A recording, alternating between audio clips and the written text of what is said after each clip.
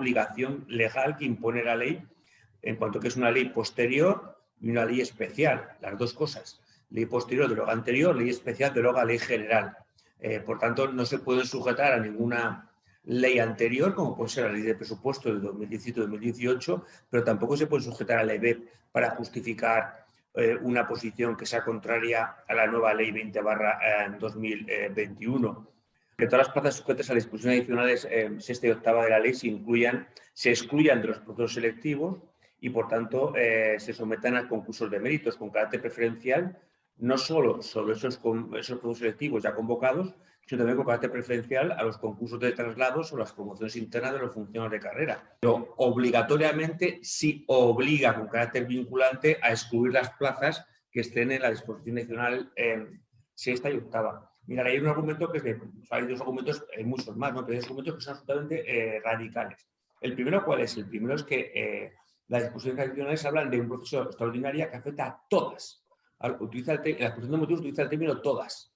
Y no dice algunas o las que no, todas. Eso es una interpretación literal de la ley que no deja lugar a dudas. Pero es que es a más. Si el legislador hubiera querido que estas plazas se sujetaran a la misma regla de excepcional de que no podían excluirse de los procesos selectivos ya convocados, la disposición adicional sexta y la disposición adicional octava no serían disposiciones adicionales. Se hubieran incluido dentro del artículo 2, que es donde se establece esa obligación, esa facultad de mantener las convocatorias ya realizadas, ¿no? El hecho de que el legislador las haya incluido en una disposición adicional significa que tiene la voluntad de excluirlas. Al final tienes una herramienta ya, es decir, nos ha costado mucho tener esta herramienta que es la ley. Sí, yo siempre digo lo mismo, digo, joder, si miráis un poquito a vuestra espalda, miréis para atrás de cómo estábamos a cómo estamos, es que no hay color, ¿no? Y todo eso ha sido fruto de la pelea, de la lucha, de no rendirse y de tirar siempre para adelante, ¿no? Estáis sometidos a un sistema de despido libre y gratuito. Ahora tenéis un sistema concursal, de un concurso de méritos, que bien utilizado debe permitir que os estabilicéis el 99,99% de todos los empleados públicos temporales que estéis en abuso, ¿no? Pues a partir de aquí, lo que hay que convencer a la administración, que es lo mejor también para ella. Es decir, no solamente para el temporal, sino también para ella, porque primero tiene ya una herramienta que le permite hacerlo. Y segundo, lo que evita es una conflictividad, es decir, soluciona un problema y lo soluciona para siempre. Y a partir de ahora lo que tiene que hacer es enfocar sus actuaciones para hacerlo bien a partir de ahora. Pero yo creo que lo suyo es adoptar medidas para estabilizar al 100% del personal. Eso es clave. Pero por razones de interés general, porque la alternativa, si no, es más conflicto, más gasto y sobre todo, afectar a situaciones personales y familiares de muchos empleados públicos que no se lo merecen, ¿no? Después del trabajo desarrollado en la Diputación.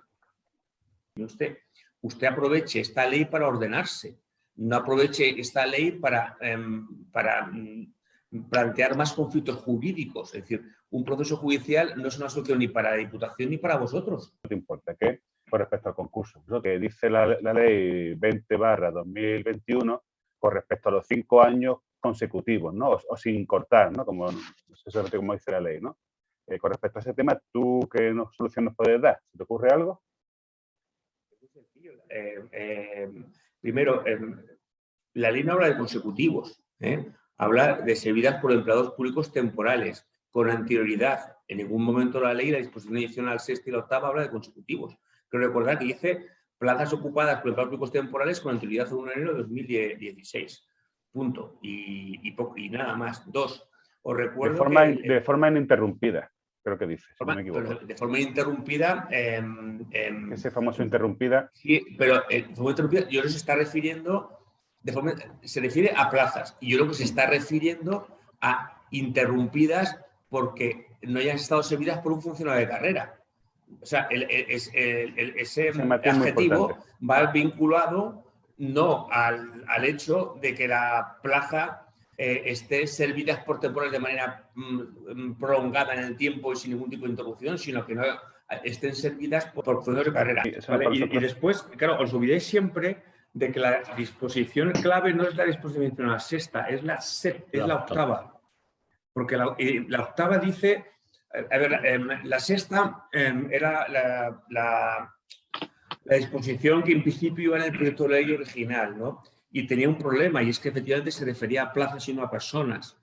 En esa redacción, en esa disposición adicional no pudimos meter ninguna pluma, pero que lo que sí podemos hacer es incluir la disposición adicional octava, que esa es la clave, porque es mucho más abierta. La octava dice literalmente: adicionalmente, los procesos de estabilización contenidos en la disposición adicional sexta incluirán en sus convocatorias las plazas vacantes de naturaleza estructural ocupadas de forma temporal por personal con una relación de esta naturaleza anterior al modelo 2016. Es decir, lo que viene a decir es que todos los que llevéis trabajando para la misma administración empleadora con anterioridad al 1 de enero de 2016, aunque no estéis en la misma plaza, simplemente por el hecho de estar trabajando con anterioridad a esa fecha, la plaza que servís en el momento de la entrada en vigor de la ley, esa plaza es la que tiene que sacar a concurso de méritos. Y aquí no habla de relación ininterrumpida ni nada, dice simplemente plazas vacantes, en los que estén plazas vacantes, claro, en la toda estructural ocupadas por personal temporal, ¿no? Y pues fíjate, al decir plaza estructural, es plaza estructural. No puede ser interrumpida, no sé si me explico.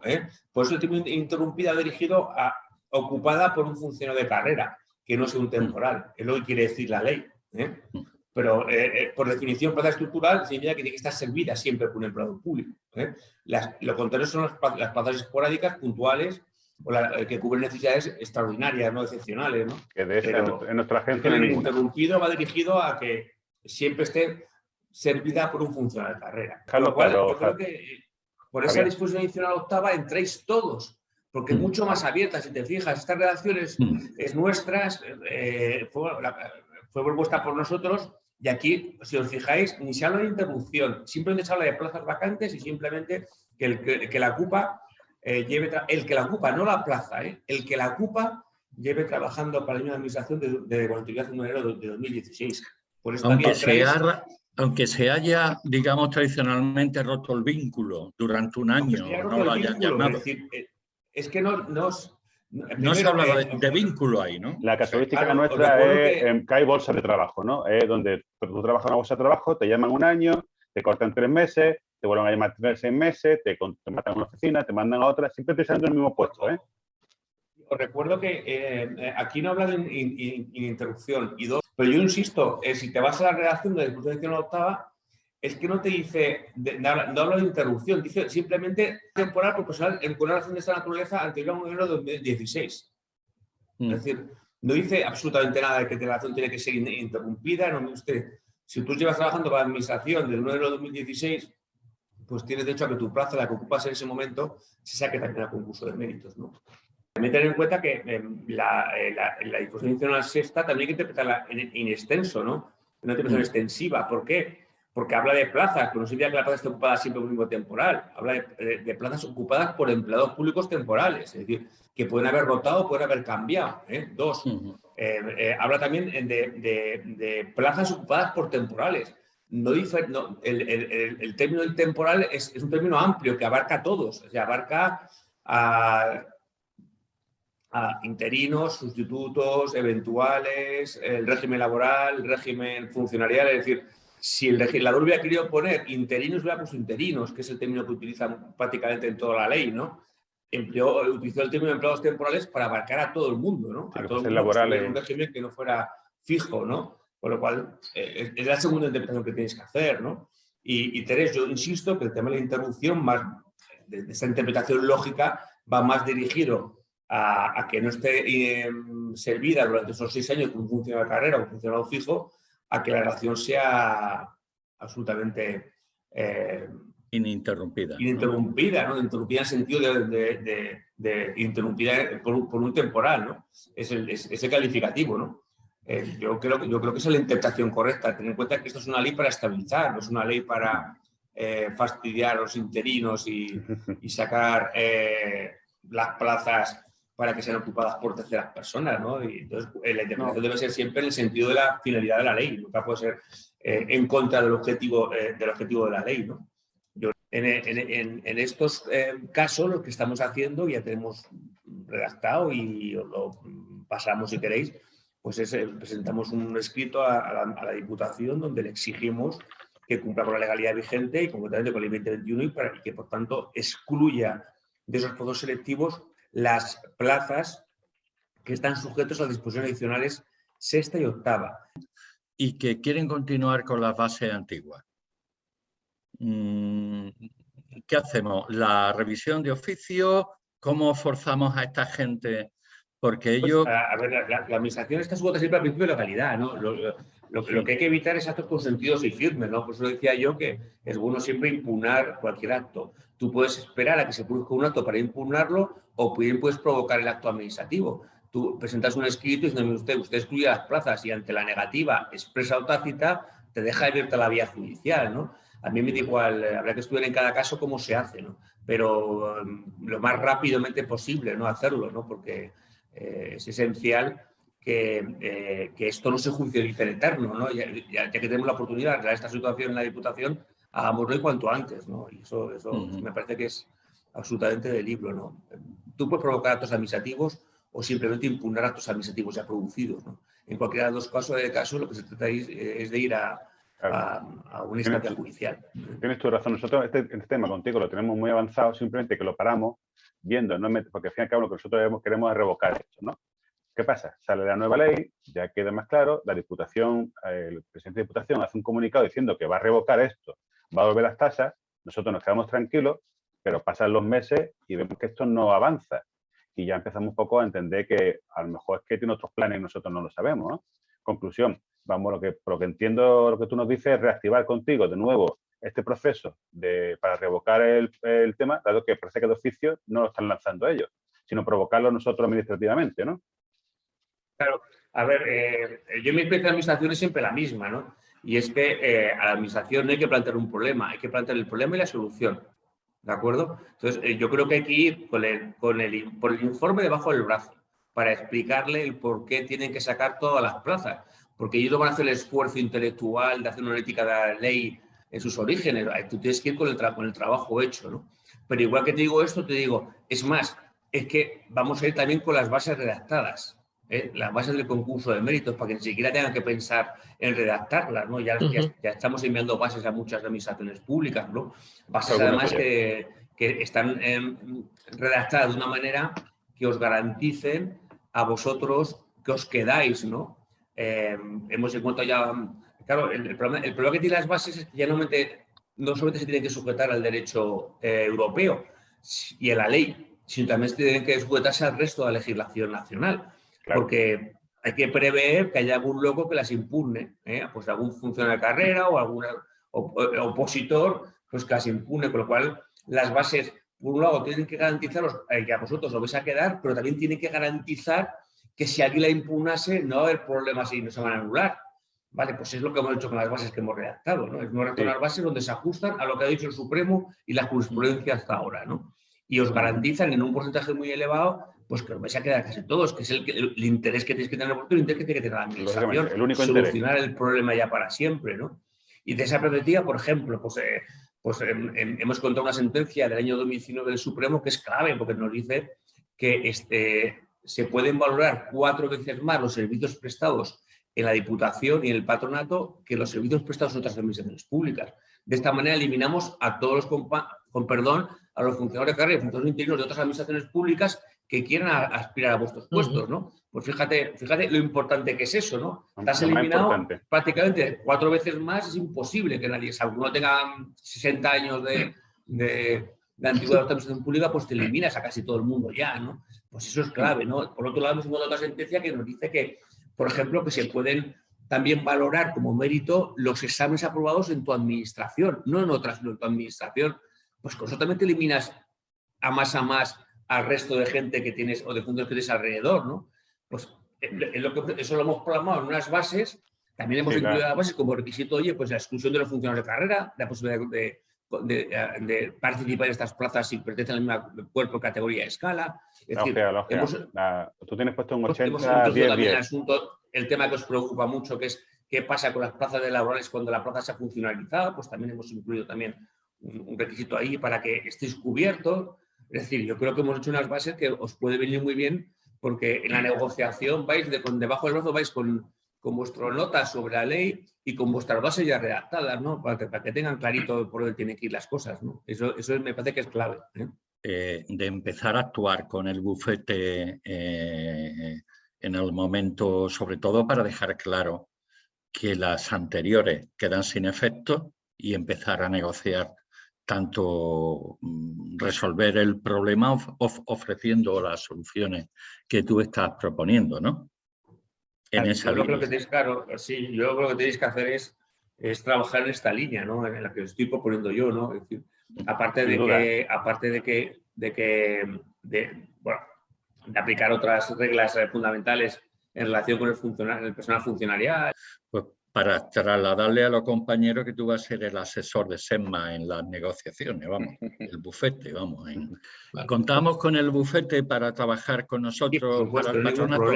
no hay ningún problema. De hecho, yo ya te digo que os voy a enviar gratuitamente las bases y el informe para que lo tengáis y lo vayáis interiorizando, sobre todo, ¿no? Para que seáis capaces de explicarlo vosotros a los demás y a vuestros compañeros, porque esto, como digo yo, es un proyecto de sumar. O sea, hay que convencer a todo el mundo, a los propios y a los contrarios, ¿no? Y sumar. ¿No? Entonces, yo creo que es bueno que tengáis los argumentos, ¿no? Cogeremos a Alberto y activaremos la revocación lo antes posible.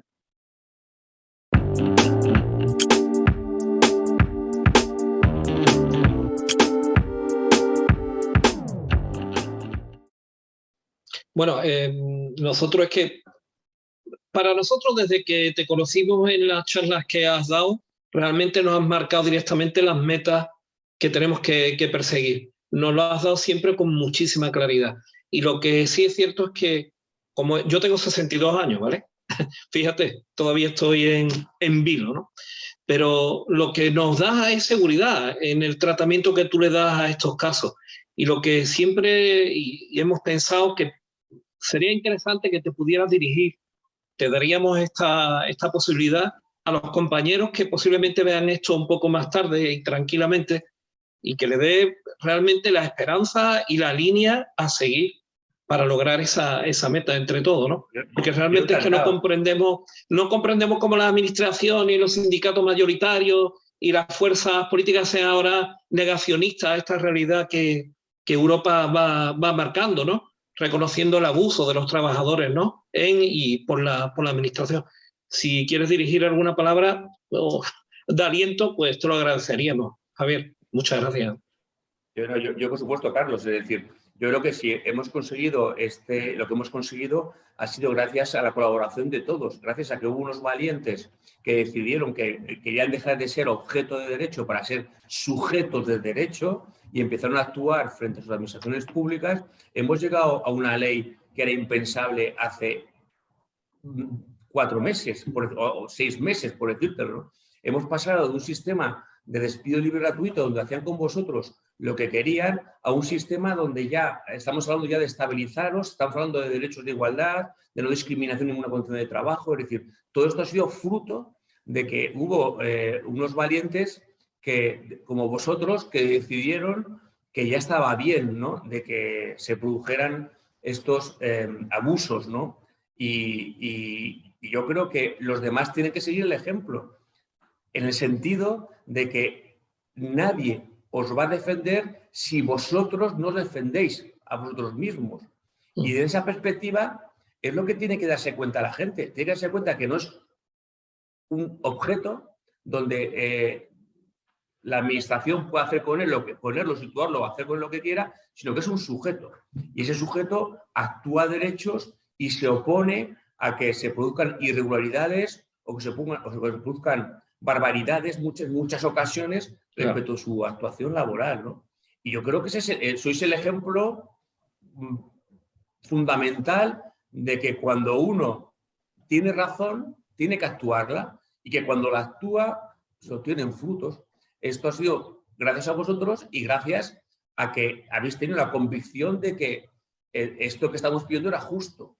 Y al final, lo justo prima siempre, ¿no? Yo creo que la gente no puede quedarse ya en su casa y quedar separado. Es decir, lo que se ha conseguido en tan breve espacio de tiempo, hemos dado la vuelta a un sistema que duraba 2 siglos, desde el siglo XIX, y donde vosotros el temporal era una persona que tenía que dar gracias a Dios por estar ahí, ¿no? Sí. Y hemos dado la vuelta a un sistema absolutamente corrupto y absolutamente abusivo, ¿no? Y yo creo que eso, joder, eso tiene que tener una repercusión importante para los demás, ¿no? Tiene que enseñar a los demás que hay que actuar, que hay que reclamar y no se puede quedar en su casa tranquilamente a verlas venir, ¿no? Yo creo que es clave, ¿no? Y que luchando se consiguen muchas cosas, es decir, luchando en tribunales, luchando contra la administración, luchando en mesas de negociación. Con eso es como se consiguen los éxitos. Lo otro es abuso, coacción, prevalecimiento, vulneración de derechos. Eso es la alternativa, ¿no? Yo creo que es fundamental que la gente participe dentro de sus propios ámbitos, reclamando, votando, acudiendo a la mesa de negociación, no dejándose avasallar, no dejándose abusar. Es decir, yo creo que eso es clave y creo que la muestra está en vosotros mismos y en lo que se ha obtenido en 4 años, ¿no? Es decir, era impensable, de verdad, impensable. Y gracias, por supuesto, también a Europa, ¿no? Gracias a Dios que estamos en Europa, ¿no? Javier, me gustaría hacerte una pregunta así, muy, muy clara, porque es un tema que lo hemos tratado, pero directamente.